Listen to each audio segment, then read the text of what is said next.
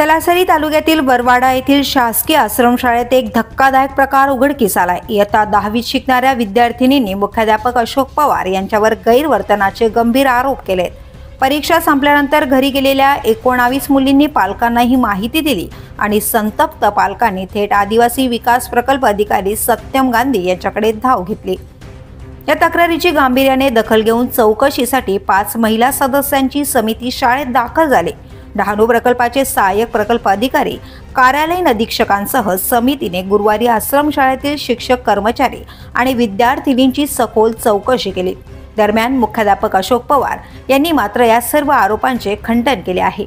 वरवाडा आश्रमशाळेत सध्या 76 मुली शिक्षण घेत आहेत। शिक्षणाच्या सुरक्षित हव्यासाठी पाठवलेल्या मुलींना अशा वर्तनाला सामोरं जावं लागत असेल तर पालकांचा विश्वास कोसळणं स्वाभाविक आहे।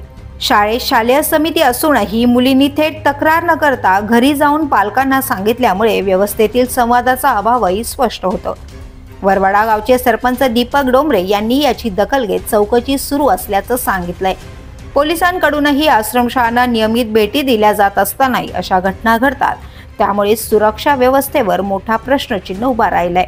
विद्यार्थिनींच्या सुरक्षिततेचा प्रश्न ऐरणीवर आलाय आणि याची जबाबदारी कोण घेणार हा खरा प्रश्न आहे।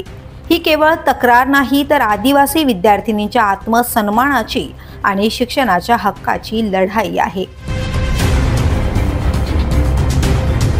The police news bureau, Talasari.